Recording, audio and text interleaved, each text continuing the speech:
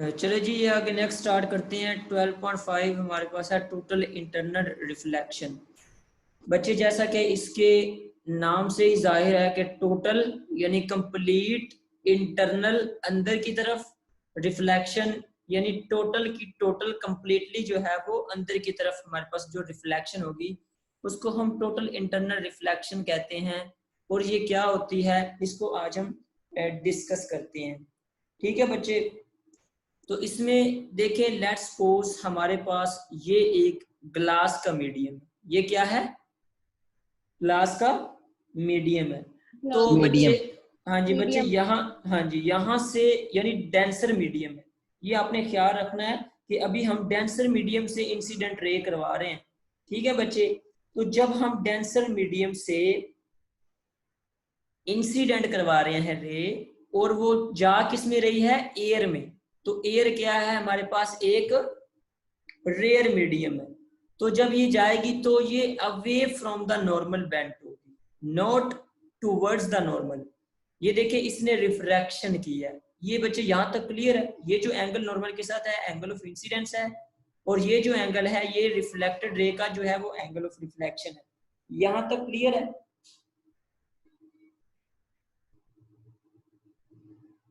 जी sir. अच्छा, हमने खुद सपोज किया कि उसने रिफ्रैक्शन की है। सपोज क्यों की है बच्चे? ये लाइट हमने फॉल करवाई है फ्रॉम ग्लास टू एयर, तो उसने रिफ्रैक्ट किया।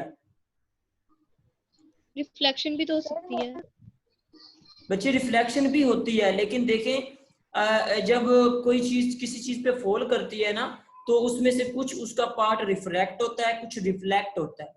तो अभी हम चूंकि रिफ्लेक्शन की तरफ आते हैं, लेकिन उससे पहले हम इसको देख लेते हैं रिफ्रैक्शन से रिफ्लेक्शन में कैसे आते हैं। ये चीज मैं आज आपको समझाना चाह रहा हूँ कि पहले रे आई, टकराई और रिफ्रैक्ट हो गई। अच्छा बच्चे, जैसे जैसे हम एंगल ऑफ इंसिडेंस बढ़ाएंगे, एंगल ऑफ रिफ्रैक्शन भी हमारे पास बढ़ता जाएगा। कैसे? इसको मैं आगे नेक्स्ट स्लाइड पे तो मैं अंडरस्टैंड करवाता हूँ आपको।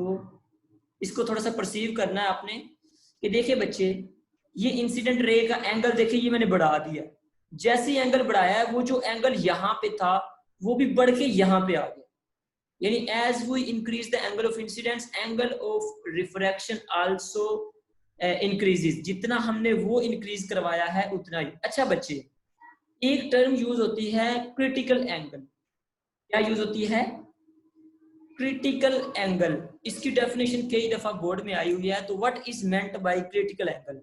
बच्चे, वो वाला एंगल जो कि रे को 90 डिग्री पे रिफ्रैक्ट करवा दे, उस एंगल को कहते हैं क्रिटिकल एंगल।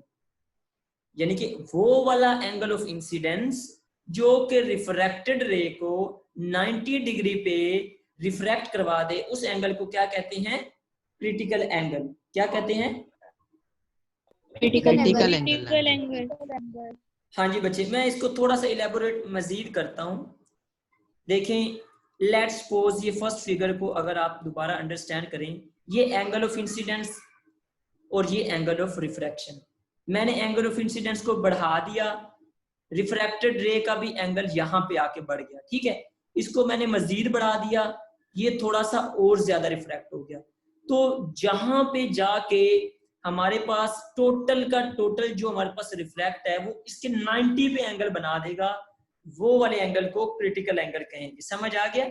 यानी that angle of incidence that make the refracted रे at an angle of 90 with the normal is called as critical angle। यहां तक क्लियर है बच्चे? नेक्स्ट मूव ऑन करें। जी जी सर। बच्चे, एक चीज हमने देखी कि जैसे जैसे हमने एंगल ऑफ इंसिडेंस बढ़ाया, हमारे पास एंगल ऑफ रिफ्रैक्शन भी बढ़ता गया। एट द एंड हम एक ऐसी स्टेज पे पहुंच गए कि जहां पे हमारा एंगल ऑफ इंसिडेंस ने जो रिफ्रैक्टेड रे थी उसको 90 पे बेंड कर दिया। अच्छा बच्चे, अगर इसको मैं मजीद यहाँ से ज्यादा जो है इसका एंगल मजीद बढ़ा दूं, तो अब तो देखिए रिफ्रैक्शन तो यहाँ पे सरफेस खत्म हो रही है, तो ये अब मजीद कहाँ पे बेंट होगा? तो बच्चे, ये चूंकि यहाँ पे है, तो जैसे हम एंगल ऑफ रिफ्रैक्शन मजीद सॉरी इंसिडेंस बढ़ाएंगे तो वो रिफ्रैक्ट नहीं होगी, अब वो नीचे चली जाएगी, वो रिफ्लेक्ट बैक हो जाएगी। अंडरस्टैंड? Is it clear? जी सर। जी जी। इंसिडेंट रे क्या होता है? बच्चे इंसिडेंट रे वो वाली रे होती है जो हम इंसिडेंट करवा रहे होते हैं, जो पे फॉल करवा रहे हैं, हम इंसिडेंट करवा रहे हैं, इसको किसी के ऊपर गिरा रहे हैं। ठीक है बच्चे, जो इनकमिंग रे होती है उसको इंसिडेंट रे कहते हैं। ठीक है जी। हाँ जी बच्चे। अच्छा देखिए एंगल तो ऊपर जी बच्चे, नीचे क्यों जी आ रही है? जी बच्चे, सर ये रे नीचे क्यों आ रही है? ऊपर जानी चाहिए ना, ये तो दूसरे मीडियम में। बच्चे वही मैं बता रहा हूँ कि देखें, ये देखें, ये जो रे है ये वाली, इसको देखें, लेट्स सपोज ये यहाँ पे रे है, ठीक है, ये यहाँ पे रे है, तो इसको मैं थोड़ा ऊपर मूव करता हूँ, ये वाली रे यहाँ पे है, और जो रिफ्रैक्शन हो रही है वो यहाँ पे हो रही है। ठीक है, नोट करते जाना, ये रे अब यहाँ पे आ गई है, और ये वाली रे यहाँ पे आ गई, यानी एंगल ऑफ इंसिडेंस बढ़ा, एंगल ऑफ रिफ्रैक्शन भी बढ़ा। अब ये रे यहाँ पे आ गई है, तो वो जो एंगल यहाँ पे था वो भी बढ़ा और यहाँ पे आ गया। अब जब इसको मजीद बढ़ाएंगे तो देखिए, अब इसके बाद जब बेंट होगा तो वो यहाँ पे बेंट होगा, ऐसे ही है, क्योंकि अब देखिए यहाँ पे था तो यहाँ पे बेंट होता हुआ जो है वो क्लॉकवाइज इस तरह आ रहा है, क्लॉकवाइज इस तरह रिफ्लेक्ट होते जा रहा है, तो यहाँ पे आ गया, तो जब हम मजीद करेंगे तो वो यहाँ पे आ जाएगा, यानी कि इस तरह। हाँ जी, इसको देखें, इस फिगर को देखें, थर्ड को देखें, आपको समझ आ जाएगी कि ये उसकी एक प्रॉपर्टी है बच्चे। बात समझ आ गई। हाँ जी सर मगर ये तो रिफ्लेक्शन थोड़ी ना हुई, रिफ्लेक्शन तो होती है कि एक मीडियम से दूसरे मीडियम में जाना, तो ये बच्चे मीडियम से वापस उसी मीडियम में आ रही है। तो बच्चे ये रिफ्लेक्ट हो रही है, not refract, it is reflect, ये हो रही है रिफ्रैक्ट।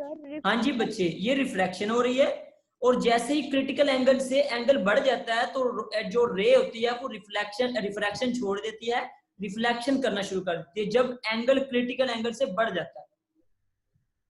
अब देखिए यहाँ पे एंगल है क्रिटिकल एंगल, यानी वो वाला एंगल जहाँ पे 90 मिल रहा है, तो जैसे ही एंगल क्रिटिकल एंगल से बढ़ेगा तो वो जो रिफ्रैक्ट हो रही है वो रिफ्लेक्ट होना शुरू हो जाएगी। अब समझ आई है?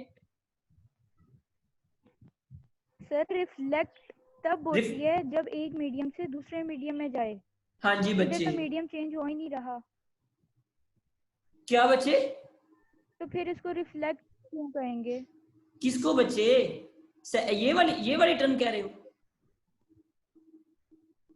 जी बच्चे रिफ्लेक्शन जो होती है ना, रिफ्लेक्शन वो एक ही मीडियम में होती है, रिफ्लेक्शन का एक ही मीडियम से दूसरे उसी मीडियम में रिफ्लेक्ट बैक होना रिफ्लेक्शन कहलाता है, एक ही मीडियम से उसी मीडियम में बाउंस बैक होना उसको रिफ्लेक्शन कहते हैं।